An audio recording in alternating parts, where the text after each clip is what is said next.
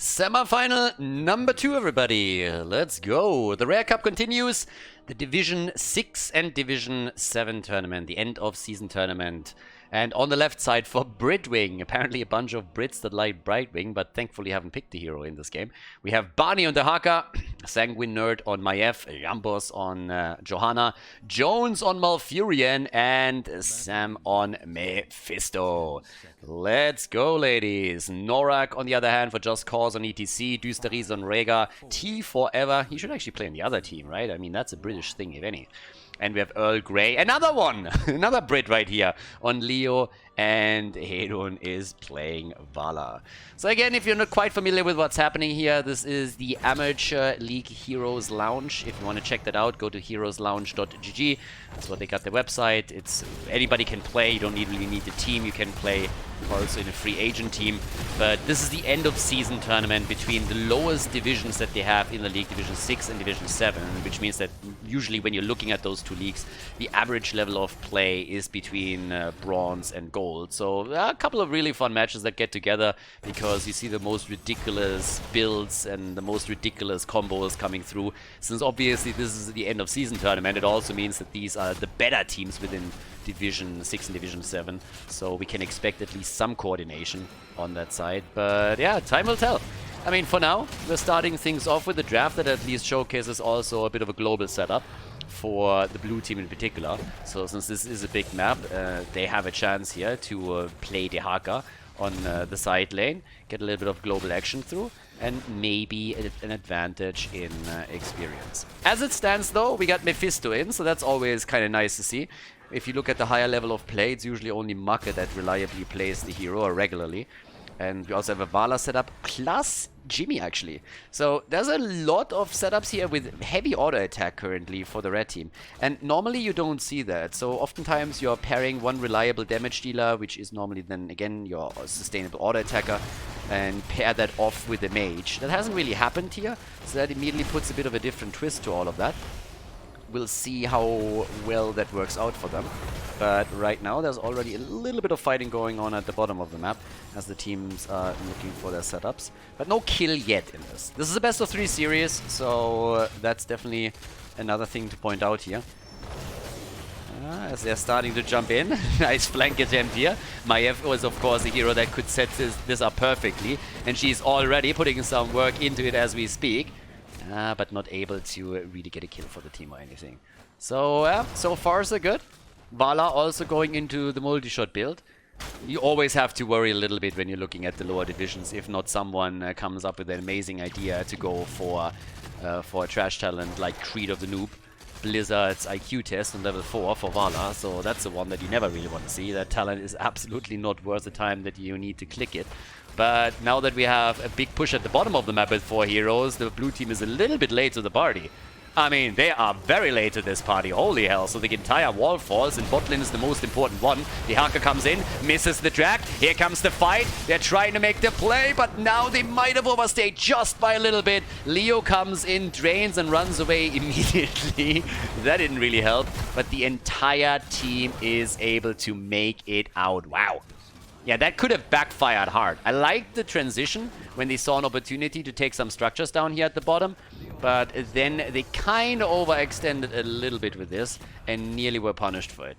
Now, we already have 4 shots fired against the red team. So when it comes to the blue team, they're at least able to take 2 of the initial altars here. So that's pretty good for them. But they are now in a situation where bot lane could become a problem. And if you have watched any games on this map, then you know that bot lane is what it's all about on Towers of Doom. Nearly a kill against Mephisto, but Malfurion is keeping them in. Jonesy is doing his thing as Leo rotates between the lanes. Maiev has snuck up to the top to get another camp. But honestly, the red team doesn't give a fuck. They are just coming in time and time again. Just Cause just wants the bot lane control. And once they have that established, they can simply go for the pumpkin camps on the left and the right and try and push them into the core. So that's pretty much all that this play is about here. And that could work for them. So the blue team, as well as they're doing just in general with some of the stuff that they are trying to execute here, they need to be a little bit more careful what's happening at the bottom of the map. I mean, they really do. You can't just simply let them slide in the entire time. In this case, now we have Mephisto also going down, so that wasn't really a great start for them either. But now that we have Pumpkin starting to push in, there is a chance that they actually take the bell tower. The Haka is still sitting in the middle and dealing with Leoric, so that's one thing. Down here, the slide comes through as they're trying to make their play. Alright, here comes the attack as they're slowly coming in. Can they set up another kill? They're trying actually for ETC right now, but it's still a 4 versus 3. And you need to be careful in that setup. And the Pumpkins make it through. So that's a bell tower already significantly low in HP, which could, as I said, very well lead to early bell tower control for the red team. And once they have that, it's going to be tough to come back for sure. So we'll see how this goes out. Yeah. Rainlord is already laughing too. Either way, oh, can they go for Leo? Maybe. ETC comes in and helps him out. All right. But yeah, let's have a little bit of a look at all of this. Look at Jimmy. Jimmy's just sitting here, just saying like, guys, I'm gonna get this, and they're gonna get the bell tower. And there's the control. That means it's only 3 shots fired as the channel comes through. The fight over here drops my F. Leo gets the kill, and I don't know. This is gonna get weird. 2 kills against 0, and the shots are fire. That's 5 on the board, and now we're looking at 31 to 29 points. And again, the bell tower control has now been taken by Just Cause. Do they defend? That's the next question, because the blue team is obviously eager to reclaim this as quickly as they can. Yeah, Norak is moving in now in the attempt to lock someone down long enough for the rest of the team to move through. We have, again, Bloodlust on level 10. Okay. Bloodlust plus Entomb and Mosh Pit. Oh, if there's a good Bloodlust timing and you're actually caught while they are trying to take you down in a Mosh Pit or an Entomb, you're in trouble. Yeah, T Forever coming in again, and there's the Bloodlust immediately going for the play. Did ETC just push them away? Not quite sure if I actually just saw that or not, but there's a chance that after Bloodlust, ETC was trying to slide in and then hit his buttons, and he hit all of them and pushed them away from the fight. Now they can still go into the middle and try and take this one down, as the blue team has now said, okay guys, we're going to reclaim the bottom. We're going to reclaim it. Problem is they're losing the one in the middle in the process, so that doesn't do too well for them. But to be fair, they didn't have level 10 abilities, so that trade isn't really all that bad. They couldn't fight in the middle anyways. And of course, bot lane is a little bit more important than mid lane, so there's that. But now that we have both on heroic abilities, this is where the real party starts. And there's the Mosh Pit against 3. Leo isn't here. Strafe, they're trying everything. But Mephisto comes in with the ult. There's the cage, and there's the kill. 1 down, 2 down. And that's the 3rd kill as well. ETC is dead, and boy, what a fight. Look at this one again. The turnaround here after the Mosh Pit. Nice ult from Mephisto. The cage comes through the tether, and it's an easy triple kill for Britwing. Yeah, the Brits coming in with 3 heroes that they eliminate. Now they have the control over the objective and get 3 shots fired, which still begs the question why they didn't reclaim the middle first. They definitely had enough time to do that, so that was a bit odd. Now we have also Jimmy eliminated, yeah, and they get another camp. This game is flipping quickly. It looked like Just Cause would be in control of it, but despite the fact that they still are ahead on the bell tower count, they are starting to lose ground. Now, I am still a little bit surprised that this hasn't been reclaimed yet, but I guess through the minion waves alone, eventually it's going to be taken either way. But I think they could have gotten a little bit more out of the last objective if they just would have converted this a bit sooner. So either way, now we have towards the top side, the Haka still playing his setup against Leo. 13 talents are a little bit quicker. And the attack at the bottom of the map is this time finally met by an earlier rotation. Now, it doesn't really catch them or anything, but at least this time they were ready for a defense at least. It was one of the problems that we observed in the last few instances that the two teams clashed here. But okay, first map is off to a pretty decent start. I mean, they're pretty close. But let's see what else they can do. Over here, Earl Grey already sitting in the middle. Entomb, there we go. And, well, he's trying to make the play here, but Jimmy is dead, was attempting to help a little bit. This is just 5-man all the time. I mean, honestly, it feels like they're just 5-manning the entire time here. Now, with Jimmy dead, how many times did he die? Is that the 3rd time that he has dropped? No. 2nd time only. Alright. 2nd time that he gets annihilated. But now the altars are activating and they only have 4 heroes on the map. And, well, there comes Maiev again. Honestly, this Maiev fist setup just crushes them. Another combo. Bam! 2 down. Rega and ETC both annihilated, and that's also staggered deaths. Just as Jimmy comes back, they are down, which opens the map up even more, and this time they are gonna go for the bell tower. This time they want it. This time they're coming in, trying to say, why are you channeling? I was just about to say, this time they want the 5 hits. Why are you channeling? Why are you not at the bottom of the map taking the bell tower with your team and then take it? You have plenty of time. Alright, so instead they're now walking away without the bell tower conversion, but at least they got both of the altars. If they would have 5-manned this, that's a dead bell tower and they can go still to the altars. They had the time. If they 5-man. Well, instead we have him moving into the middle. Again, it gives him at least a bit of experience, so there's that. But there's the Entomb again. There's the Bloodlust. Mosh pit, baby! And this is where they're... Don't tell me they're actually saving Maiev. Holy shit, Maiev is alive. Maiev is actually alive. Malfurion is not, though. And there comes the strafe as Vala gets another kill. How the hell did Maiev survive? Nobody wanted to kill her, apparently. Oh, boy. Okay, either way. So they get the camp. Next altar phase is a triple altar phase. They're trying to actually come back with it. Back with the experience mostly, because we have level 16 so close for Team Britwing that once the objective is in play, they might have a talent advantage. On the other hand, if we see a few more kills coming in, then that's definitely not going to be the case. Dehaka is dead, gets absolutely murdered here, and that's more momentum for Just Cause. And they're closing the gap in experience, of course, to do those kills pretty quickly now. All of a sudden, we have them only a little bit behind. That is going to translate into a level 16 talent, just as we have it for Team Britwing. If they can take a bell tower with that, that would be just perfect. And it seems like they can. They're being forced into a fight, though. ETC wants this. Cage comes out. They're going for the play. Strafe is up for Vala again. She gets sucked back in. And everybody low on the red team. Everybody low, but the bell tower conversion is about to happen. Malfurion with the ult over here. Everybody's running away. Leo's coming in too. ETC still buying a little bit more time. Hiding in the bush. And the rest of the team comes through. Takes him down finally. But they can't do anything about the conversion. Dehaka, on the other hand, can be sneaky. And he moves straight to the top and says like, well, boys, I'm going to steal that one away. So Barney claims 3 shots for the team. Yeah, Maiev, on the other hand, gets nearly entombed, but can jump back and on the shadow. And Dehaka has easily now started to take the top as well, so that's 6 shots in total for Team Britwing. Whereas we have 5 fired for Just Cause as they get the single altar, but they have, of course, the bell tower advantage. Vala with an interesting choice here too. I'm not quite sure if that's really needed. So Vala actually went into her level 16 Frost Shot, which isn't really a horrible talent to take or anything. But Manticore is just too good. Especially since games on this map usually go to level 20. If you have Manticore and Farfly Quiver on 20, it's such an insane combo, it will murder anything. So instead they're trying to go for a little bit more control and long distance poke with the Frost Shot for Vala.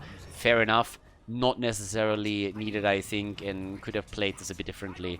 But is still going to give them value, especially in those team fights.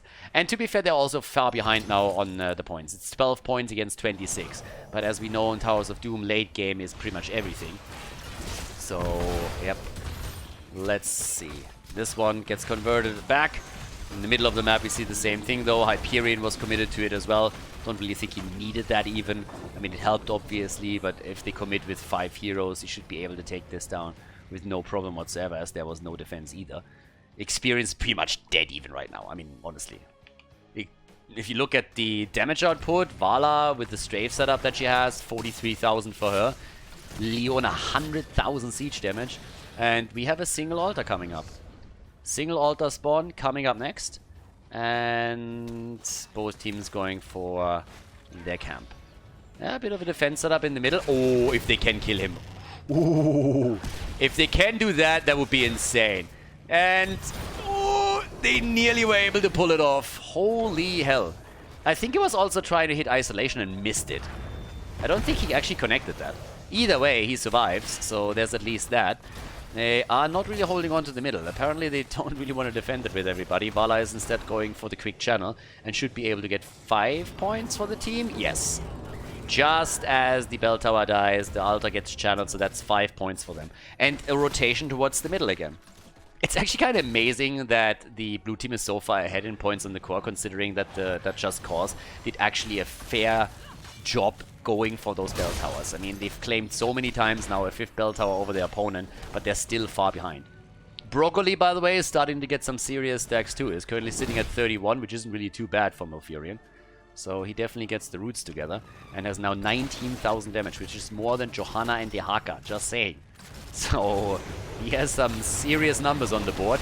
On the other hand, here comes Bloodlust. Everybody presses R, and what a mosh pit! What a mosh pit at the end of the fight. Oh my god. Holy shit, that's 2 heroes dead. They might get a 3rd. What a momentum swing here. What a fight just now. Look at this shit. That mosh pit was a work of art. He comes in and hits all 4 that were still there. And then they get the kills in. Bloodlust was also used at the same time. It doesn't really get any better than that. But damn, it's just all over the place. All of a sudden, damn, bell tower gets converted.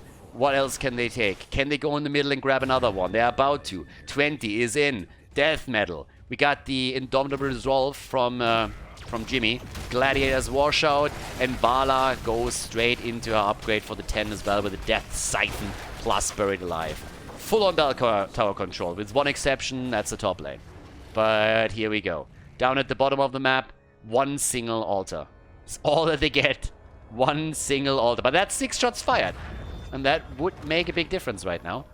But, of course, they want to hold on to this a little bit longer than that.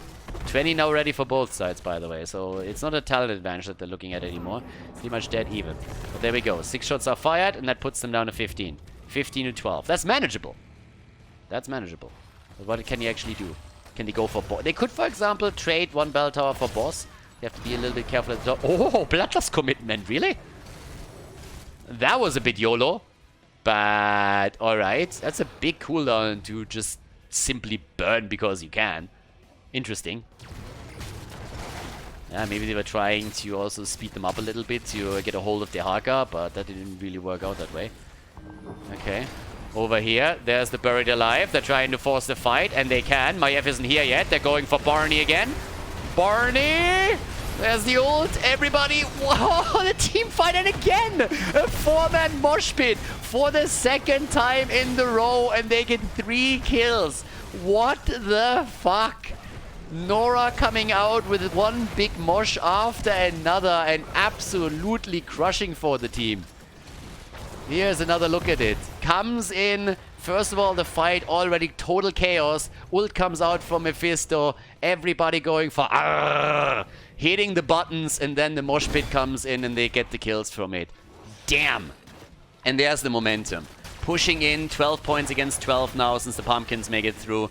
And yeah, they can go for even more control on those bell towers, which also means that technically if you get both of the altars now, you win the game. If they go for both of the altars, they win it. And guys, it overlaps. 16-15 seconds until they're ready, and look how long these are dead. This could very well be the end of it. I have no idea why these guys are walking top. You really just need to go for the double altar and do your thing now.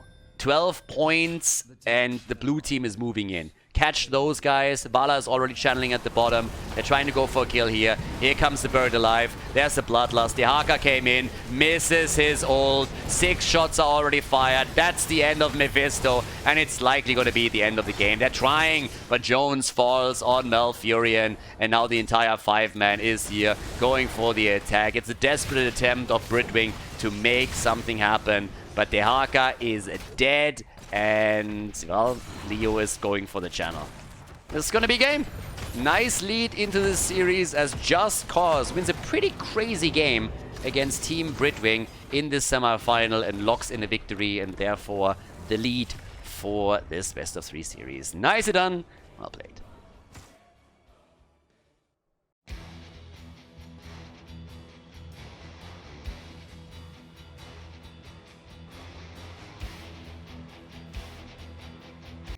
Game number 2. Well, turns out that you don't have to have Britwing in your team to lose. Calling yourself after Britwing, naming yourself after the hero is apparently already enough to limit your chances. So now we have on the left side Team Britwing on Cursed Hollow with a Sanguine Nerd on Valera of all heroes. That's going to be an interesting twist. We got Jones on Malfurion, Jumbos on Nubarak, and Barney on Leoric. Sam on Tassadar. And to the right side of the map with the lead in the best of 3. We got Earl Grey on Arthas, T Forever on Lulnara, Hedon on Phoenix, Düsteris on Deckard Cain, and Norak is playing Jojo. Okay, it's going to be interesting to see Valera perform in this game. Oh, we also have an auto attack build for Arthas. It's a pretty trash build. You shouldn't really do it. Again, if you want to have some fun, go for it. It's unfortunate that this talent didn't get some changes on the numbers. I mean, just imagine if Blizzard would come in and say like, hey, we're increasing the damage to 5 or even 6 and see how that works out. Obviously, you mainly take it for mana, but there's definitely better choices on Arthas, just generally speaking. Side laner, of course, for the team here. Rarely do you see him in a main tank position. Happens, but not really a whole lot. And for Valera, we got Crippling Poison on level 1. So yeah, taken over here. And we got Static Charge, the stacks for... that's actually already a little bit of damage to her. Yeah, Static Charge for Tassadar. So they are really early over here to take the camp as quickly as they possibly can. Now, again, they should honestly take... no, actually, this is the correct camp for them. Sorry, so the first tribute spawns at the bottom of the map, so the team that has the... Pretty much, if the tribute spawns at the bot lane first, then the red team should take their Siege Giant camp and then their Bruiser camp, and if the tribute spawns topside first, it's the other way around. So also correct camp taken here by Team Britwing. They go for the Bruiser camp first, which moves through the middle, and then they can take this one late, so that when the objective spawns, they have a focus point on the other side of the map that Just Cause has to deal with. So as far as like the early game setups go, both teams with what they're supposed to do here, pretty much. Just like the rule of thumb that you have for the camps, obviously, depending on how the match goes, there are a couple of exceptions, don't get me wrong. But generally speaking, with that rule, you are roughly on track. So with this, we now have already the mid lane getting focused on, as the camp of course has to be defended. Normally you see the transition into the middle shortly after that. Yeah, also Deathlord build here after this. We got Relentless Strike in. Nubarak on the other hand wants to go for more of an engaged build, so he headed straight into his Underking, going for a little bit more burrow charge. I guess that the idea is honestly here to just go for the good old Nubarak diving in. Oh, they got the Leo kill. What? Leo dies solo against Arthas? Alright. Okay, fair enough. That was a bit unexpected. But yeah, so pretty much the idea seems to be here once again that you go for more of a less an old school setup where you're trying to just dive in with the Nubarak, you hit the target, Malfurion follows up with the root, and then you use Valera and Tassadar to blow the target up. That's also where Strangling Vines as a talent obviously come into play, because if you follow up on the Nubarak engaged, then having those healing sources reduced is actually a huge tool that you can use to make sure that the target actually dies. It requires a little bit of coordination on the other hand, and we'll see if they have that. It was a good attempt, but he didn't pay attention, so good for him. Okay, same time now.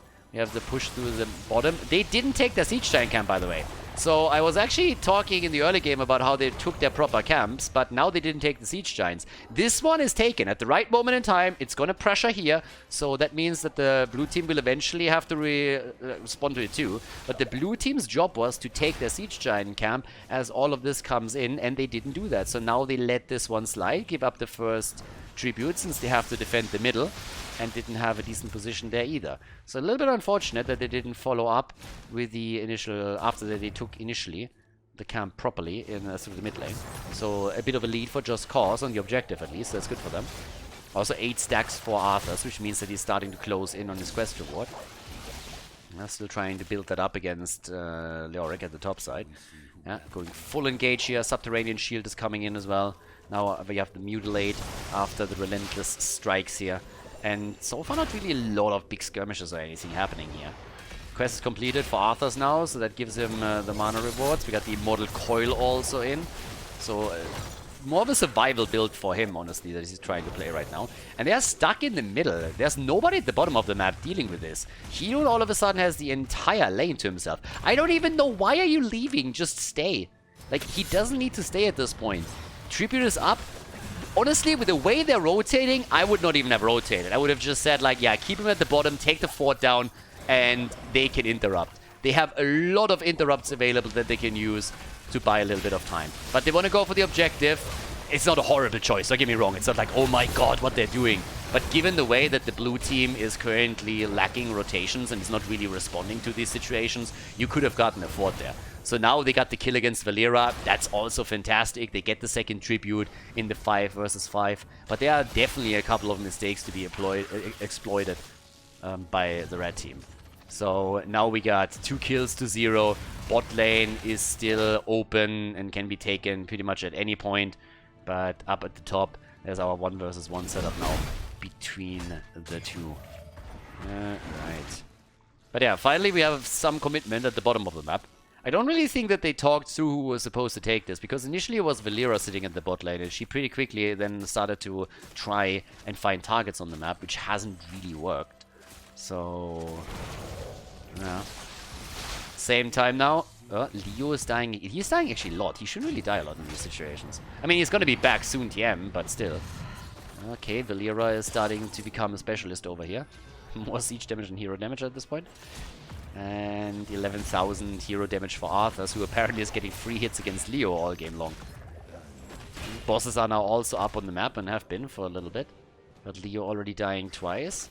Arthas is holding bottom. And look, this is exactly what I'm talking about. Now that the tribute spawns up at the top, they immediately go down to the siege giants, and now they send the siege giants on their way. So that's exactly how you're supposed to play this, because if your opponent doesn't have a global, they now have to make a choice whether or not they want to let the siege giants push. And the longer this fight at the top now lasts, the better for Just Cause, because they can then deal with this. Cocoon is out. They're trying to make the engage. Arthas with his old stir a while and listen. But, well, Arthas is alive. They are moving through. Got the Ruby in here too. Bam! Malfurion is down, and this is a potential curse. Keep that in mind. The Salvo connects as well, and they are just murdered here. Oh my god. I mean, they are really just driven away from the fight. Another kill comes in, and they are going for Leo too. The channel is happening. It will be a curse against the blue team.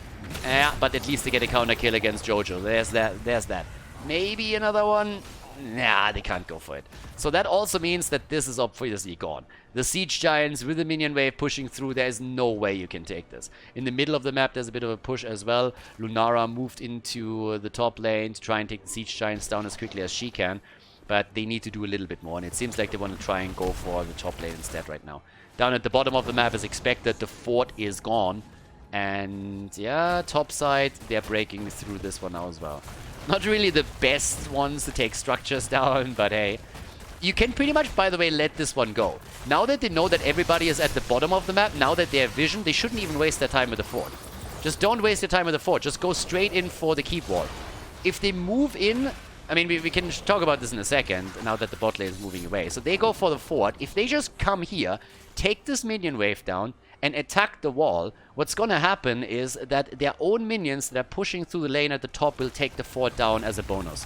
So they could have done way more damage here, maybe even pushed a little bit for keep, with the knowledge that at the bottom of the map, all 5 heroes for the blue team are busy and will need time for the rotation. And once that they are missing on the minimap, then you start to move away. Yeah, that was also unfortunate. Leo missing the entomb there. Old man comes in again. They're actually taking this one. They're taking that fight, and so they should. 5 versus 4, and bam, that one turns immediately in favor of Just Cause.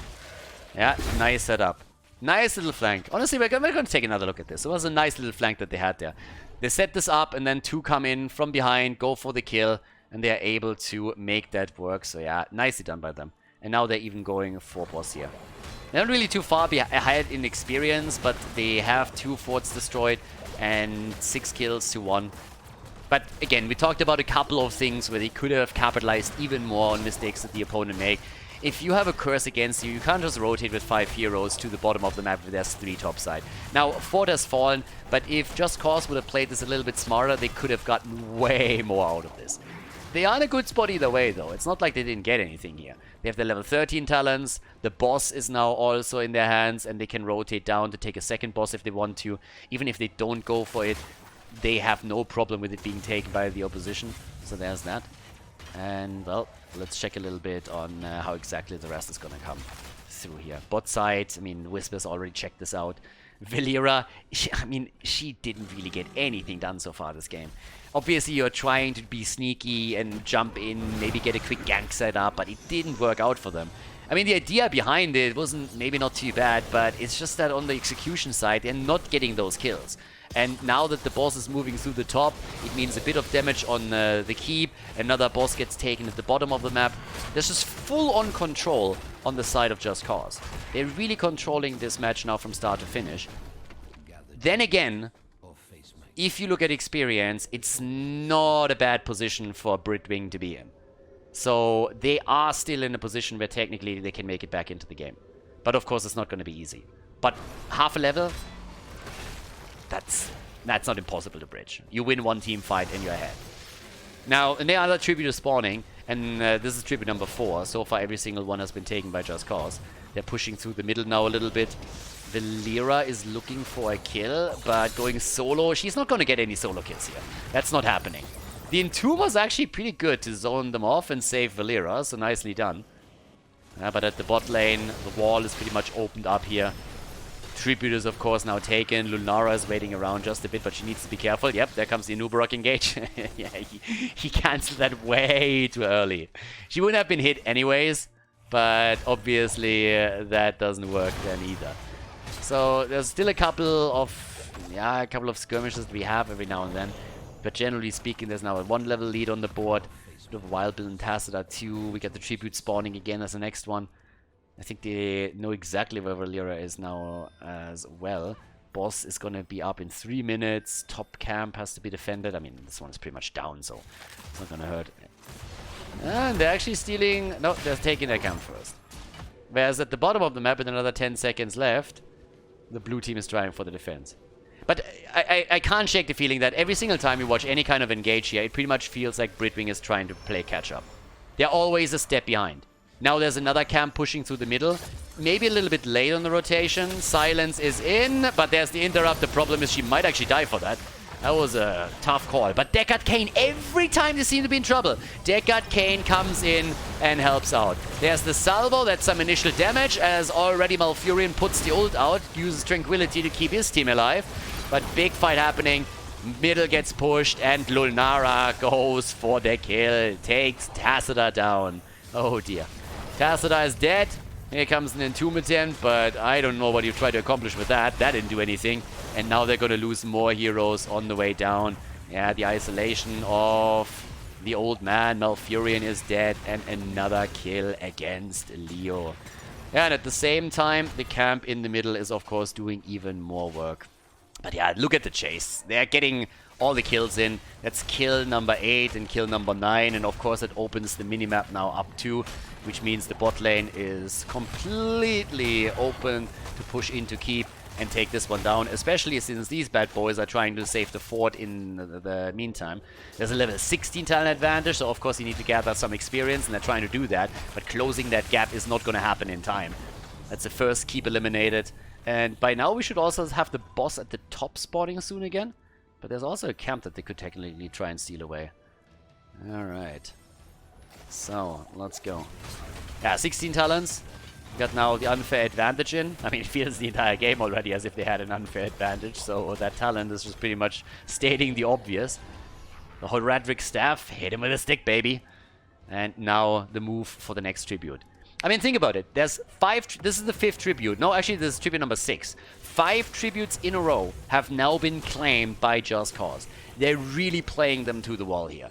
This draft is not working for Britwing. The draft is really not working for them. The whole idea behind this draft is just not working at all. Now they're getting murdered again in this fight. And honestly, that was initially a good position for them. I mean, they could have tried to control the choke point, but we have the red team just barreling through it. 16 versus 16 talents. Here come the hits, and that's another kill against Leo. Down goes Valera. Old man once again with the setup as they're using Tacita. He's down. Bam! 4 kills, and it's gonna be a 5-man team wipe. Jones at this point is trying his best to get away, but yeah, they're having none of it. They're on his ass immediately, take him down. That's 14 kills against 1. What a performance here by Just Cause. Yeah, can easily now go straight in. Honestly, they could go for core right away, and I feel they should. So yeah, they're moving through, go for the core, no problem here, and that should really end the game. I mean, Leo is trying to do what he can. I wouldn't even waste too much time with him here. Again, entombs only work when they're trying to run away from you. If they're trying to attack you and take you down, then the entomb doesn't work. You can't close it off. You can't hit the button again and the entomb all of a sudden closes. So that's not how that works, but that's game. And Just Cause with the 2-0 victory, ladies and gentlemen, as they take the semifinal and advance to the grand final of the Rare Cup. Congratulations. Hey everyone, I hope that you enjoyed today's video and liked the coverage here. If you did and you enjoy the content on the channel, there's an easy way right now how you can support me for free and help to keep the esports coverage of Heroes of the Storm here alive. And there is a link in the video description, and if you just download a game and play through a short tutorial there, you would support me directly and help to keep the lights on here. So if you could take a few minutes out of your schedule in order to do that, it would be absolutely fantastic, would help me directly as I already said, and it's absolutely free, doesn't cost you a thing. Once that you play through a tutorial, you can also uninstall the game if you don't enjoy it. If you do, feel free to join the Discord channel where we currently are still playing the game, and if you need a little bit of advice, if you wanted to join the clan for example. But as I said, just simply downloading the game and playing through the tutorial would already help me quite a lot and would help to keep the channel and the coverage here alive. Thanks everybody for taking the time to do that, appreciate it, and I hope that you enjoyed the video, and I see you tomorrow. Have a good one, bye bye.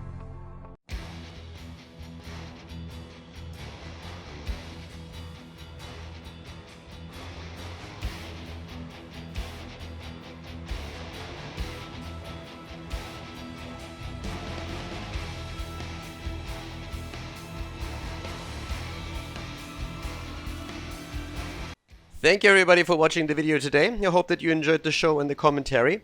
And keep in mind that the spoiler protection that is going to run for the rest of the video is made possible by all the support on patreon.com.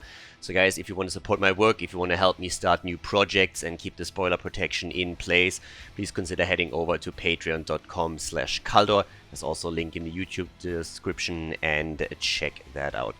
Thanks in advance, and see you guys next time with more esports coverage here on Khaldor TV. Have a great day.